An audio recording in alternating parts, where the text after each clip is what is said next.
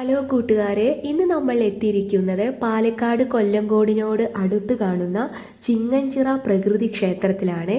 ക്ഷേത്രത്തിലെ കാഴ്ചകളൊന്ന് കണ്ടു നോക്കൂ.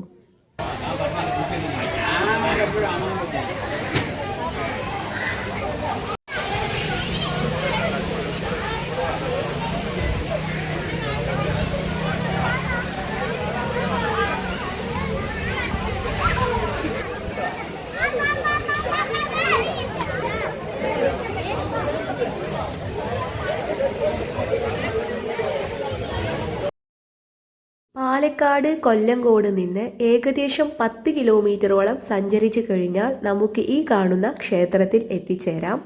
നെല്ലിയാമ്പതി മലനിരകളുടെ താഴ്വരയിലായിട്ടാണ് ഈ ക്ഷേത്രം സ്ഥിതി ചെയ്യുന്നത്.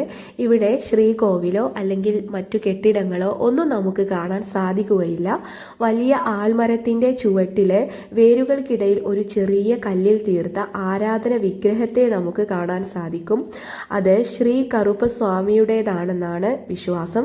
പക്ഷേ ഇവിടെയുള്ള മറ്റു വിശ്വാസികൾ പറയപ്പെടുന്നത് ദേവനോ ദേവിയോ അല്ല, പ്രകൃതിയിലുള്ള ഈശ്വരനോട് പ്രാർത്ഥിക്കുന്ന ഒരു സ്ഥലമാണ് എന്നാണ് പറയപ്പെടുന്നത്. പ്രതിഷ്ഠ നിലകൊള്ളുന്ന ആൽമരത്തിന്റെ ബാക്ക് സൈഡിലായിട്ടാണ് ബലിപീഠം ക്രമീകരിച്ചിരിക്കുന്നത്. ഇവിടെ വിശ്വാസികൾ വന്ന് ആടിനെയും കോഴിയെയും അറുക്കുകയും അതിൻ്റെ മാംസം ഉപയോഗിച്ചുകൊണ്ട് ഭക്ഷണം ഉണ്ടാക്കി കഴിക്കുകയൊക്കെയാണ് ചെയ്യുന്നത്. പിന്നെ ചില ആളുകൾ മദ്യമൊക്കെ ഭക്ഷണം കഴിച്ചു കഴിഞ്ഞാൽ കഴിക്കുന്നതായിട്ട് നമുക്ക് കാണാൻ സാധിക്കും. അത് വിശ്വാസത്തിൻ്റെ ഭാഗമായിട്ടാണോ എന്താണോ എന്ന് എനിക്ക് കൂടുതൽ അറിയില്ല. എന്തായാലും മദ്യമൊക്കെ ഇവിടെ ഇരുന്ന് കഴിക്കുന്നുണ്ട്. പിന്നെ ബ്ലഡിൻ്റെ സ്മെല്ല് നമ്മുടെ മൂക്കിലേക്ക് ഇങ്ങനെ തുളച്ച് കയറുന്നുണ്ട്. കാരണം ഇവിടെ ബലി കഴിക്കുന്നുണ്ടല്ലോ, അതുകൊണ്ടായിരിക്കാം.